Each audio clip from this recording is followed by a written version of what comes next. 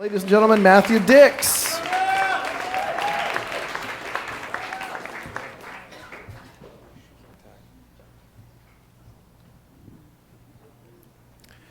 When I was a little boy, there was a TV show on called That's Incredible.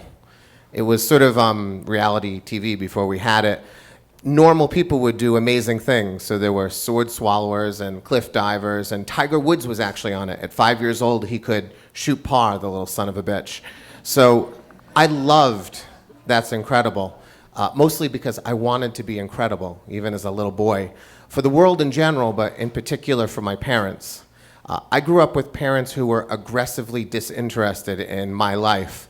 If you've ever had like a girlfriend that you want to break up with, but you want her to be the one to break up with you, so you stop talking, and like when she's talking to you, you kind of like glaze over. That is how my parents treated me for the first 44 years of my life. They've been trying to dump me ever since I was born. And so I tried to get their attention. There was a time when I was left in the toy store, and there was 5 of us, so we got left behind a lot. And I remember standing by the door, and the manager said, "Don't worry, they're going to come right back. As soon as they get to the car, they'll realize you weren't there." I knew better.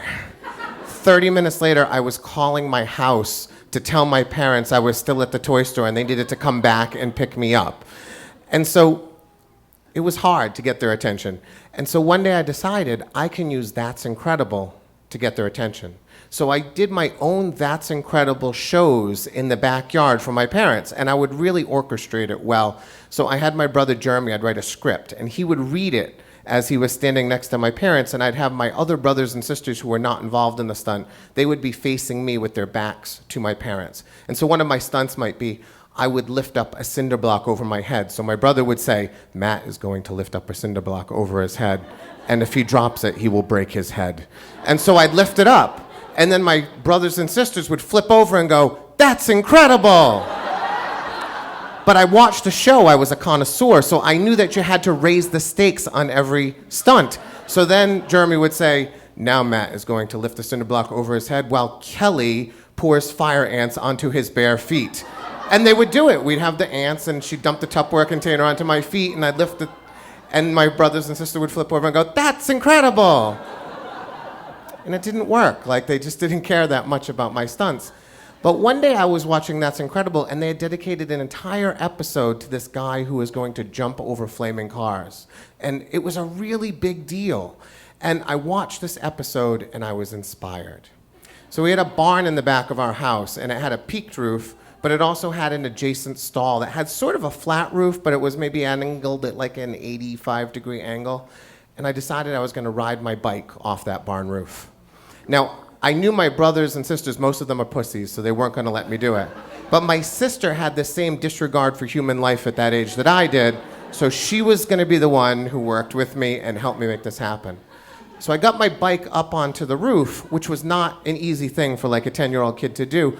But I got it up there, and I sort of mounted it, and I was ready to go, and I gave my sister the thumbs up. And so she opened the back door, and she said, "Ma, Matt has something to show you."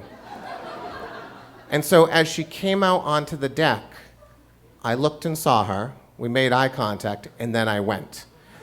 Now, my vision was going to be I was going to hit the edge of the roof, I was going to fly into the air, I was going to land, and I was going to come to like a skid with like a cloud of dust. It is shocking how unlike that picture. So physics do not allow you to ride down a slope and then jump into the air. So what actually happened was I sort of poured off the roof like water, one tire and then the other. I held the bike the whole way down because I was so shocked at how badly I had misjudged this stunt. When I hit the ground, my tire crumpled, my chest hit my handlebars, and my mouth hit the ground. And I was wearing braces, so it was a disaster. And then I looked to the deck, and my sister was jumping back and forth going, "That's incredible! That's incredible!" And my mother comes off the deck, and she's walking towards me, and as I see her walking towards me, I start to get up and pull myself back together, and she stops halfway to me, and she points at me, and she says, "Don't you ever do that again." And she goes back into the house. And I am lying in the dirt there bleeding. And I can't imagine ever doing anything greater than this in my life to impress her. And so I decide at that moment that biology does not determine who thinks you are incredible. And I decided I wasn't going to try to get her to think I was incredible anymore. That the world is full of a lot of people. And I would find other people somehow, some way. People that would see me jumping off a barn roof as something that was incredible. Thank you.